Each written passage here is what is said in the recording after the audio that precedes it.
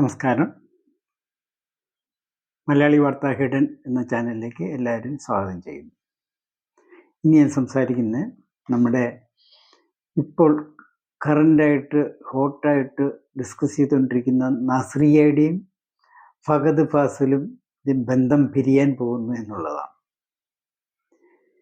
ഈ സെലിബ്രിറ്റികളുടെ ഇടയിലുള്ള ഒരു വലിയ പ്രോബ്ലം, രണ്ടു പേർക്ക് ഒരു ഫീൽഡിൽ തന്നെ ഒന്നിച്ചു നിന്നാൽ അവിടെ ഒരു ഇൻഹെറൻ്റ് മത്സരം വരും. അവരറിയാതെ തന്നെ ആരാണ് വലിയവൻ ആരാണ് ചെറിയവനെന്ന്. സ്ത്രീകൾക്ക് ഭാര്യമാർക്ക് ഭർത്താക്കന്മാർ സെലിബ്രിറ്റി ആകുന്നതിൽ വലിയ സങ്കടമില്ല. പക്ഷെ ഭർത്താക്കന്മാർക്ക് ഭാര്യമാർ അവരെക്കാൾ കൂടുതൽ സെലിബ്രിറ്റി ആകുന്നു, അവരെക്കാൾ കൂടുതൽ റെക്കഗ്നിഷൻ കിട്ടുന്നു എന്നും സഹിക്കാൻ പറ്റത്തില്ല. അതുകൊണ്ടാണ് മിക്ക വലിയ നടന്മാരുടെയും ഭാര്യമാർ രംഗത്തില്ല.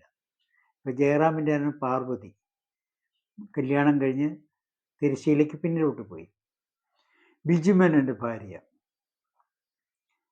കാണാനില്ല. അത് കഴിഞ്ഞ് ദിലീപിൻ്റെ ഭാര്യയായിരുന്ന നമ്മുടെ സാക്ഷാൽ ലേഡി സൂപ്പർ സ്റ്റാറും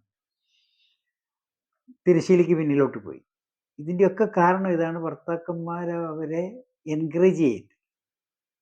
അപ്പം നസ്രിയ നസീമും കല്യാണം കഴിഞ്ഞ് പിന്നെ കുറെ കാലത്തേക്ക് 4-5 വർഷത്തേക്ക് നമ്മളാരും കണ്ടില്ല. പിന്നെ പയ്യെ സിനിമയിലോട്ട് വരാൻ തുടങ്ങി. അപ്പോൾ അവിടെ പ്രശ്നങ്ങൾ ഉടലെടുത്ത് തുടങ്ങി. ഈ പ്രത്യേകിച്ച് ഈ മുസ്ലിം സമുദായത്തിൽ ഈ ഇസ്ലാമിസ്റ്റ് ഗ്രൂപ്പുകൾ, തീവ്ര ഇസ്ലാം പ്രാക്ടീസ് ചെയ്യുന്നവരും അതിനെ പ്രോത്സാഹിപ്പിക്കുന്നവരുമാണ് അവിടെ ഇൻഫ്ലുവൻസ് കൂടുതൽ ചെലുത്തുന്നത്. അവിടെ സ്ത്രീകൾ കണ്ടമാനം സെലിബ്രിറ്റി ആയി പോകുന്നതും അവർക്ക് സഹിക്കാൻ പറ്റത്തില്ല. ഇപ്പോൾ കഴിഞ്ഞൊരു 3-4 വർഷം എടുക്കുകയാണെങ്കിൽ കോഴിക്കോട് ഒരു മോഡൽ ഉണ്ടായിരുന്നു, ഷബ്ന. മോഡലും പിന്നെ അഭിനയിക്കാറും ഉണ്ടായിരുന്നു. 21 വയസ്സായപ്പോൾ ആ കുട്ടി മരണപ്പെട്ടു. 21 years. അപ്പോൾ തന്നെ 2 വയസ്സുള്ള കുട്ടിയുടെ അമ്മയായി. അപ്പോൾ 19, അപ്പോൾ 18 വയസ്സാകാൻ നോക്കിയിരിക്കുകയാണ് ഇവരൊക്കെ കല്യാണം കഴിക്കുക. അപ്പോൾ അത് ഭയങ്കര സെലിബ്രിറ്റി ആയി. അപ്പം ഭർത്താവുമായിട്ട് ചേരത്തില്ല, അങ്ങനെ കോംപ്ലക്സ് ആയി. അപ്പം ഭർത്താവിനെ തഴയാൻ തുടങ്ങിയപ്പോൾ ഇവർ സഹിക്കത്തില്ല. ഇവർക്ക് പെണ്ണുങ്ങൾ പിന്നെ വേറൊരു പുരുഷനുമായിട്ട് വേറെ വിവാഹം ചെയ്ത് ജീവിക്കുക എന്ന് പറഞ്ഞാൽ സഹിക്കത്തില്ല. അപ്പോൾ ഇങ്ങനെയുള്ള സ്ത്രീകൾ ഒരു ദിവസം സുപ്രഭാതത്തിൽ കാണാം ആത്മഹത്യ ചെയ്തു, തൂങ്ങി നിൽക്കുന്നത് കാണും. നമ്മുടെ നവീൻ ബാബു തൂങ്ങി നിന്നു പോയത്.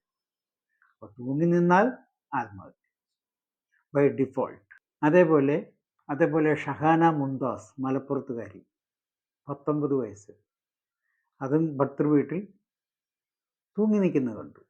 അതും അതീവ സുന്ദരിയായിരുന്നു. ഈ സൗന്ദര്യം ആണ് കൂടുതൽ കുഴപ്പം. സൗന്ദര്യമുള്ള പെണ്ണുങ്ങൾക്ക് വേഗം 2ാം കല്യാണം കിട്ടുമെന്ന് എല്ലാവർക്കും അറിയാം. ഇവരുടെ ഈ മുസ്ലിം സമുദായത്തിൽ ഇപ്പോൾ ഒരു പുതിയ ഇത് കൊണ്ടുവന്നല്ലോ, പ്രസവിക്കാൻ സ്ത്രീകൾ വീട്ടിൽ തന്നെ നിൽക്കാവുള്ളൂ, വീട്ടിലേ പ്രസവിക്കാവുള്ളൂ. ഈ കഴിഞ്ഞ ആഴ്ച ഒരു സ്ത്രീ വീട്ടിൽ പ്രസവിച്ച് മരിച്ചുപോയി, ബ്ലീഡിങ് ആയിട്ട്. ഇവർ ആശുപത്രി പോകുമെന്ന് പറയുന്ന ഇവരുടെ മതം പറയുന്നില്ല. ഇവരുടെ ഫണ്ടമെൻ്റൽ ഇത്, ഇവരുടെ ശരീരം വേറെ ആരും കാണരുത്. അതാണല്ലോ അവർ പർദ്ദയും ഹിജാബൊക്കെ ഇട്ട് നടക്കുന്നത്. അവരുടെ സ്ത്രീകളുടെ മുഖം ആരും കാണരുത്. അപ്പോൾ പ്രസവിക്കാൻ ചെന്ന അർത്ഥനഗ്നയാവില്ല, അരക്കീഴോട്ട് മുഴുവൻ നഗ്നയാവില്ല. അത് മെയിൽ ഡോക്ടർമാർ വേറെ സമുദായത്തിലുള്ളവരും കാണും, വേറെ പുരുഷന്മാരും കാണും. ഈ സ്വന്തം സമുദായത്തിലാണല്ലോ ഡോക്ടർമാരായാലും ഗൈനക്കോളജിസ്റ്റ്. അത് സഹിക്കത്തില്ല ഇവർക്ക്. അതിനാണ് സ്ത്രീകൾ ഇനി തൊട്ട് വീട്ടിൽ പ്രസവിക്കുന്നു പറയുന്നത്. ഇങ്ങനെയുള്ള ഇവരുടെ വേറൊരു അപ്രോച്ചാണ് ഈ വിവാഹബന്ധം വേർപെടുത്തി കഴിഞ്ഞാൽ അവരെ ജീവിക്കാൻ. വിവാഹബന്ധം വേർപെടുമെന്ന് കണ്ടു കഴിഞ്ഞാൽ അവരെ ഇല്ലാതാക്കും.